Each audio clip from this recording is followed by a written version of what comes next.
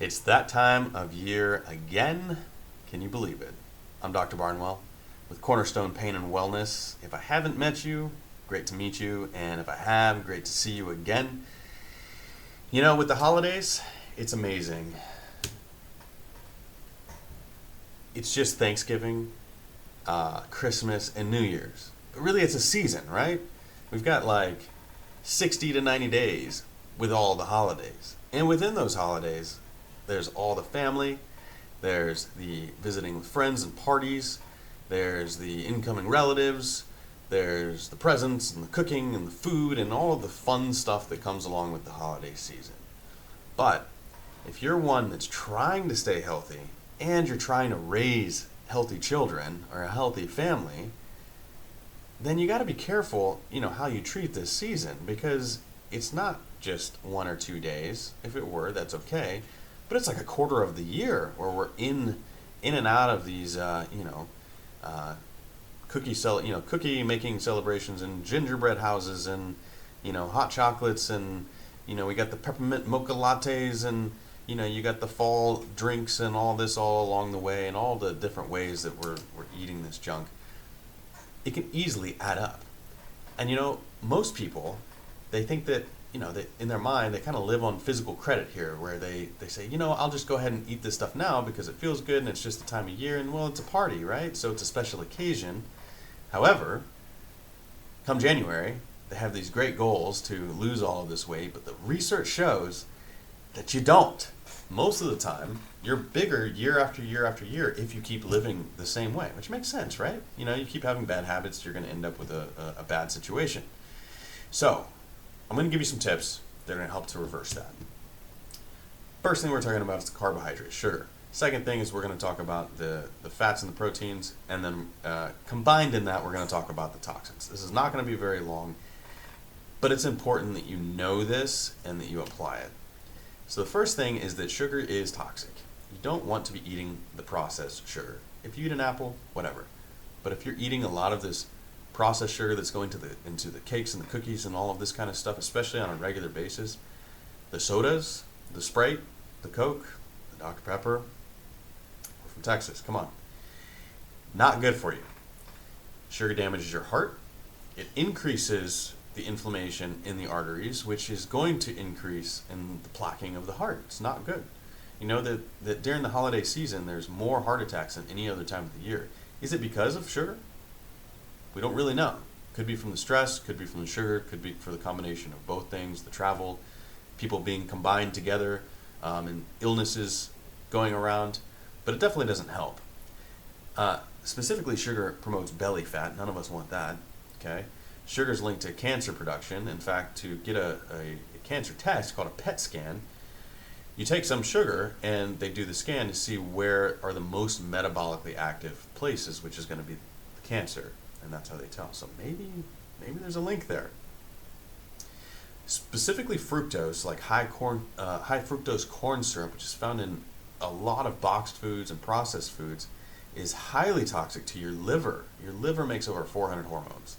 You really don't want to be messing up your liver. You're going to feel like garbage. Sugar's addicting. It's a dopamine drug. It stimulates the dopamine in your brain, makes you want it, and that's why if you try and get off of it for 2 or 3 days, you'll be moody because your brain is deficient in this. In fact, if you get off of it completely, that's a different topic for a different day, you can feel so incredibly amazing. I mean, your brain fog lifts, anxiety, depression, if you struggle with any of that, suddenly goes away. It's much more highly effective than taking medication for it, and that stuff's not very good for you anyway. In some cases it's necessary, but in most it's not. Sugar suppresses the immune system. We're talking about all these illnesses going around. It is true that illnesses go around and lots of people congregate, but we've been congregating forever because we're social creatures. But if you congregate and we're all eating the sugar together and our systems are being bombarded with this garbage, then the immune system's going to go down and you're going to, whatever has had the opportunity to grow in your body is going to express itself in the seasonal sickness, okay? Sugar also increases inflammation. This is what I was talking about before, that leads to more stress. Look, the holidays aren't supposed to be stressful. It's supposed to be a happy time, but it's also stressful. End of the year goals, end of the year requirements for work, School's ending, changes in routine, the in-laws are coming in, whatever it might be for you, it can be very stressful. So you want to give yourself every opportunity to enjoy the good moments by not being completely inflamed. You can do it. The inflammation that comes from this is a silent killer. All things are bad when you increase the inflammation in your body. So when you're attending these parties, try not to sabotage your healthy lifestyle.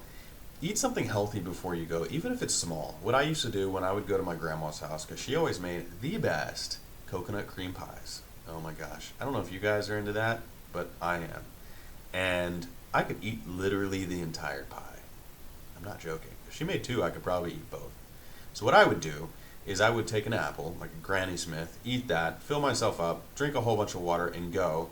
And that way, if I do indulge, it's not going to be the entire thing. It's going to be a smaller amount. And I know I should just be more disciplined. I try. So maybe this is more for me than it is for you, but here we are. So drink while you're at the gathering. Make sure you're drinking plenty of water. Now, at a lot of these gatherings, you may have adult beverages too. You don't want to take that completely away, but if you're going to do that, try and avoid the really sugary stuff. The eggnog is terrible. It's literally alcohol, fat with a bunch of sugar. I mean, all the combination of those things is about as bad as you can get, and you'll just feel awful. You're going to feel so heavy. So try and avoid that. If you can avoid the alcohol together, that's definitely a toxin. But I understand that sometimes it's a good time. So drink a lot of water. Try and avoid the sugar. Try not to drink too much. Drink the water. Just went over this. Helps to maintain the body fluids. I think that goes without saying. Another thing is if you're going to eat a big meal, immediately afterwards, a lot of times you kind of sit on the couch and you feel like you're just like lethargic. You just want to go to sleep. That's okay if you like that. But if you want to stay up and you want to play games with your friends, or you want to play games with your family, or you want to like interact like a normal human being, go take a 10 or 15 minute walk. What that's going to do is it's going to make your insulin work so much better. It's going to push blood through all of the muscle tissue that's contracting as you're walking.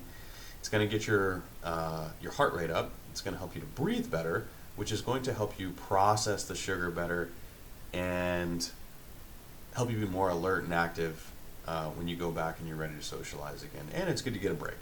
It's good for you. Now, this is really important.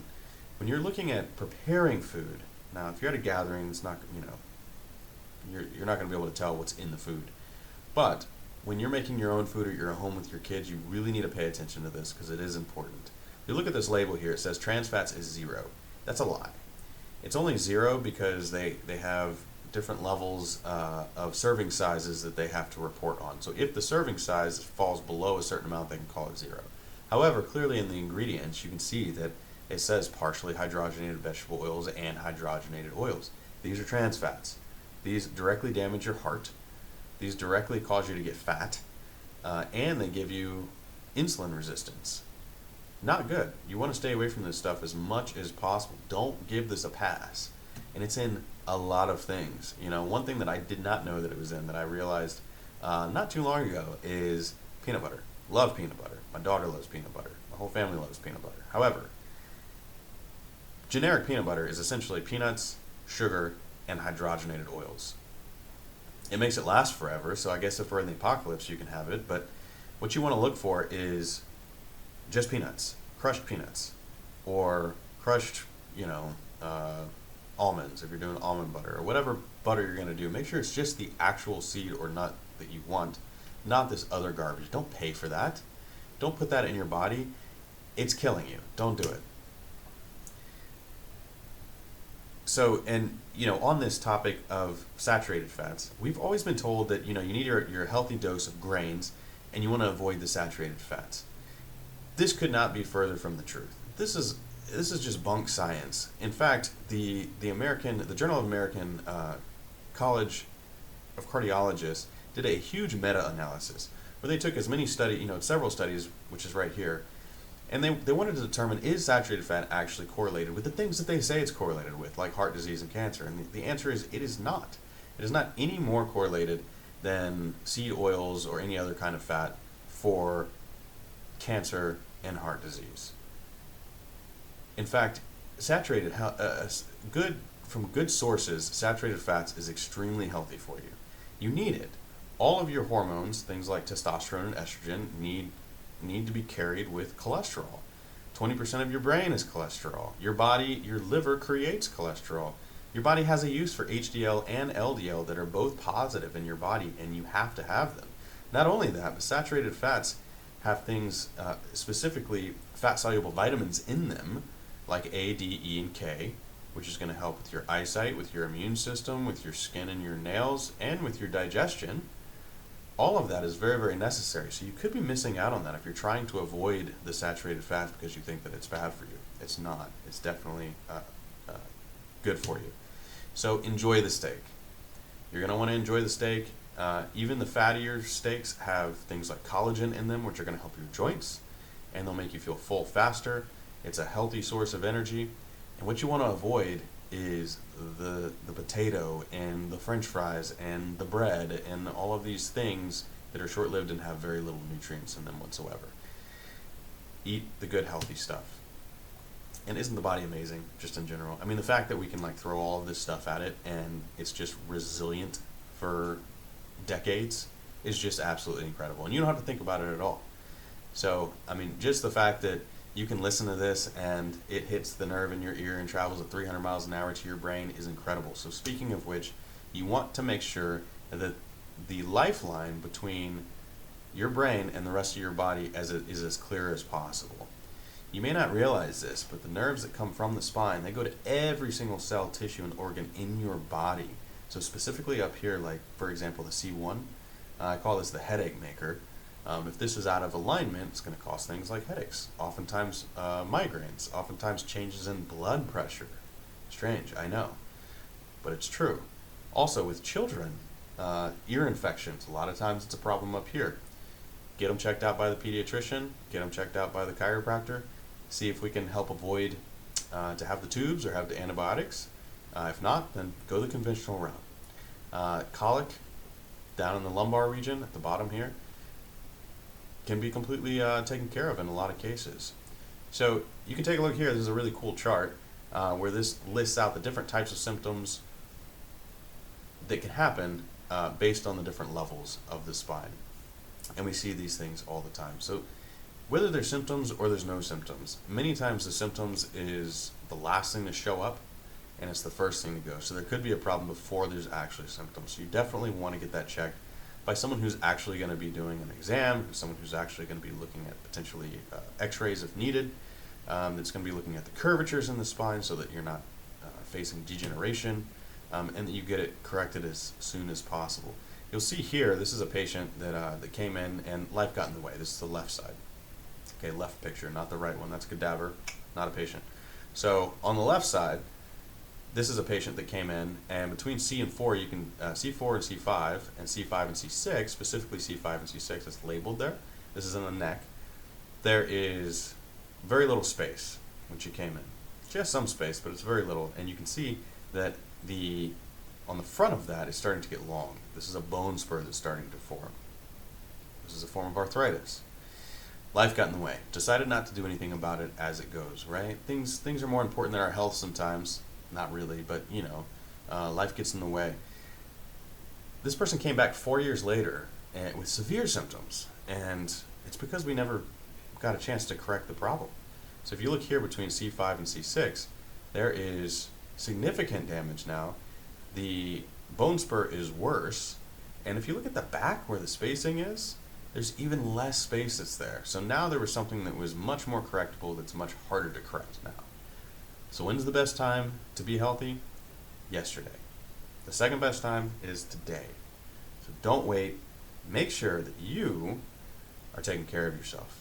And I hope that you have a Merry, Merry Christmas. See you next time.